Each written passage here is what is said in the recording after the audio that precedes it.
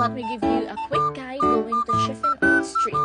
First, you need to ride a bus going to Taipei Main Station, and once na nandun na kayo, you need to proceed to their counter and purchase a TRA ticket worth 49 NTD. So, this way is going to Rufang Station kasi bababa kayo doon. And let me remind you to run as fast as you can once you get the ticket kasi napaka-on time ng mga train nila dito. So, ayan, sasakay na kami dito.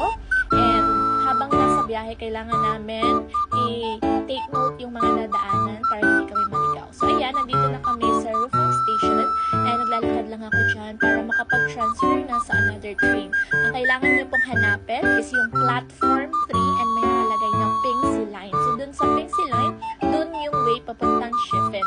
And para hindi kayo maligaw, you need to find the yellow train kasi yun yung sasakyan nyo papuntang Chiffon. So, naglalakad lang ako dito habang inaantay na dumating sa schedule yung yellow train. So, later makikita nyo na and ito na nga siya, yellow train. Sasakay kayo dito. And, ayun, pumasok na kami ng aking asawa dito sa yellow train. And, yun, napaka-happy namin dito. So, samahan nyo muna kami sa biyahe papuntang Chiffon. So, nakikita nyo napaka-nature friendly ng pupuntahan namin. And dumaan pala kami dito sa ilalim ng bundok. My God. So, yun. So, after that, nakikita nyo lang puro puno. And napaka-relaxing lang talaga ng view and ng moment. So, let's see.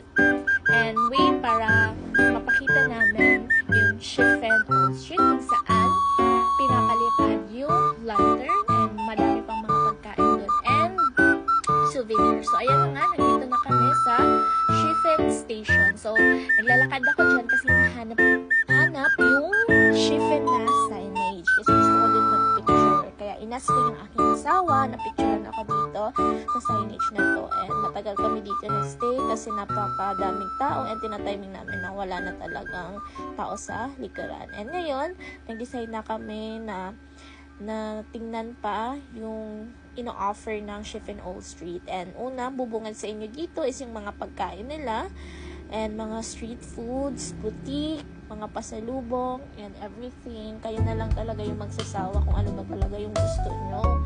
And talagang problema kayo kung ano ba talaga yung bibilhin nyo. Ayan, lakad lang ng lakad dito. Actually, magdala kayo dito ng payong kasi mainit talaga siya. Buti na lang, may dala kami show. Kaya kapag mainit, ay ginagamit namin ito. Ngayon, naglalakad na kami papunta doon sa spot kung saan nagpapalipad ng lantern, yung mga wishes nyo. Kasi yun talaga yung dinadarayo dito. Okay, so yun, more lakad lang hanggang makapunta kami doon sa spot na yun. So, samahan niyo muna ako maglakad.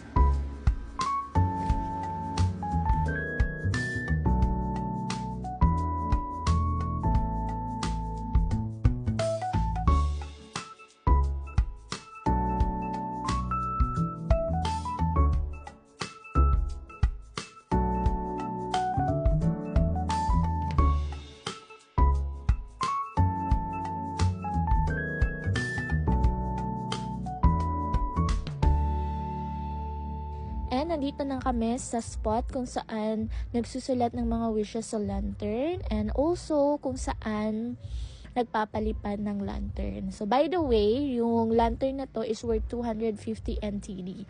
At yung sinulat ko sa red, sa color red na lantern ay good health for us, and sa aking asawa naman ay yung nilagay niya ay baby soon. Talagang gusto na ng aking asawa na magka-baby kami. Okay. And next naman ay nagpa-assist muna kami na ilipat sa other color. At yun ay color blue. Okay. Ano kaya yung isusulat namin dito? So, yung sinulat ko muna ay promotion sa aking work. And also, pinasulat naman or sinusulat naman ng aking asawa is more benta sa aming business, which is M&J Luxurious Collection. So, nilagay niya lang M&J kasi mahaba. And next naman, yung asawa ko na yung nag-move para sumulat na, pero hindi namin kaya nagpa-assist kami ulit. And yung next color na susulatan namin ay color yellow. And yellow, I think that is about money. Yun yung wishes nyo regarding money. So, yung sinulat namin dyan, or yung sinulat ko dyan, ay, wait lang, antayin muna natin matapos si ate na ayusin. So, yun, start na ako ng aking wishes for color yellow, at yung nilagay ko dyan is financial freedom. Kaya nga, diba sabi ko, yung yellow nagsisignify siya sa money, kaya yung nilagay ko dyan is financial freedom, as well as more travel. So, kapag madami kaming money, ay makapag-travel kami sa iba pa namin gustong puntahan na bansa. Okay? And yung last na susulatan namin is yung color pink. Okay? And yung sinulat ko naman dyan ay good marriage. Talaga, wini-wish ko na magkaroon ng happy marriage, good marriage sa amin, happiness as well. And sa asawa ko naman, yung nilagay niya is family. So you can see sa nauna niyang sinulat, baby, ngayon naman family. So yun, talagang tinitreasure niya ang aming relationship. So dyan, magpapalipad na kami, at yung nilagay namin or yung pinakita namin is yung good health for us and yung baby soon na makita sa camera pagpalipad namin ng lantern. So yun, napakasaya na magpalipad ng lantern dito, and nasolo namin yung spot, kaya happy talaga kami. Ngayon naman ay syempre magaganda-gandahan muna tayo at lilibutin natin yung Chef and Old Street pa. At dito sa part na to, gutom na talaga ako, and naghahanap kami ng aking asawa ng pwede naming makainan. So yan, nag-decide kami na kumain sa cafe kasi hindi ko masyadong gusto yung lasa ng Taiwan food. Kaya yun, nag-ice coffee na lang ako, and then nag-pancake donut.